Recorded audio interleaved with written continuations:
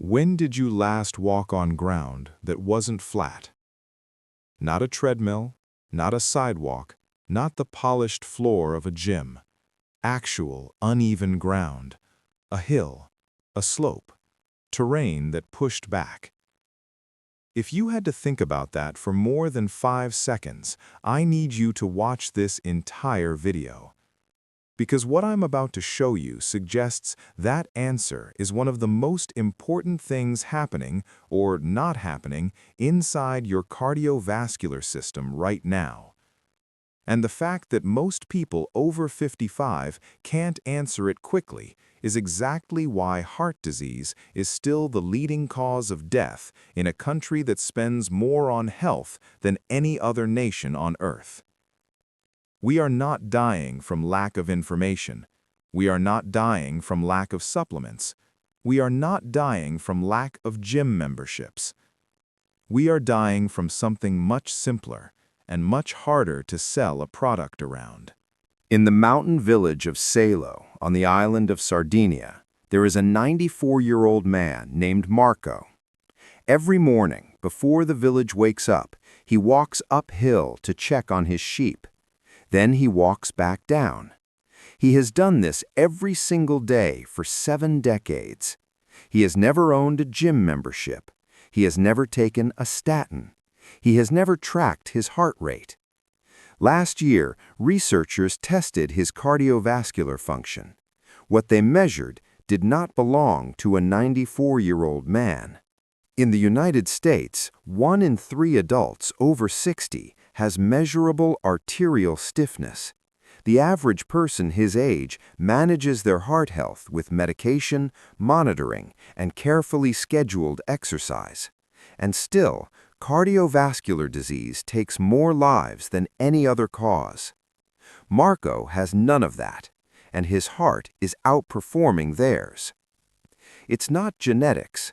Sardinian men who left the village, moved to cities, and stopped walking the hills, lost the advantage within a generation. Same blood, same DNA, different ground, different outcome. So what is the ground doing that the gym is not? By the end of this video, you will understand exactly why. We're going through 3 sections. The mechanism your doctor has probably never explained to you. The modern mistake that is quietly undoing whatever exercise you're already doing. And the practice that researchers almost discarded because it looked too simple to be the answer. I'm saving one thing for last. There's a specific direction of movement, not uphill, not what you're thinking, that triggers a biological process your body hasn't been asked for in years, maybe decades. It only makes sense once you understand the first 2 sections. Here's what most people over 55 have been told about heart health for the last 30 years.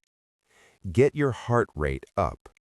Hit 150 minutes of moderate intensity exercise per week. Do your cardio. That advice is not wrong, but it is incomplete in a way that becomes critical after 60. And the gap between what it gives you and what your body actually needs, that gap is where the Sardinian advantage lives. The men in the blue zone were not doing cardio. They were not hitting heart rate zones. They were walking, slowly, continuously, over uneven ground, every single day, without counting anything, without intending anything, without knowing they were doing something that modern medicine is only now beginning to measure. Here's the mechanism underneath that. Your cardiovascular system has 2 components that degrade with age. Most people know the first one, your heart muscle, its pumping strength, its efficiency. That's what cardiologists measure. That's what exercise addresses. That's what the entire fitness industry is built around. Almost nobody talks about the second one. Your vascular endothelium, the single-cell thick lining inside every blood vessel in your body, every artery, every vein, every capillary. If you could unfold the endothelial lining of every blood vessel in your body and spread it flat, researchers estimate it would cover the surface area of several tennis courts, lining over 60,000 miles of vessels that run through every corner of your body. It is everywhere inside you. And in most Americans over 60, it is quietly failing. Not dramatically, not in a way you feel on a Tuesday morning, just slowly, consistently, every year a little worse, every year a little stiffer. Here is what the endothelium does. It produces nitric oxide. Nitric oxide tells your blood vessels to relax and expand. It prevents clotting. It keeps your arteries soft instead of rigid. It is the biological mechanism that keeps your cardiovascular system functioning the way it did when you were younger. Here is what produces nitric oxide. Not a pill, not a powder, not a 45-minute session on an elliptical machine. Sheer stress, the gentle, rhythmic pressure of blood moving consistently along vessel walls. Think of water moving consistently through a channel, not a flood, not a burst, but the quiet, sustained current that polishes the surface it crosses every single day. That is what Marco's walk produces.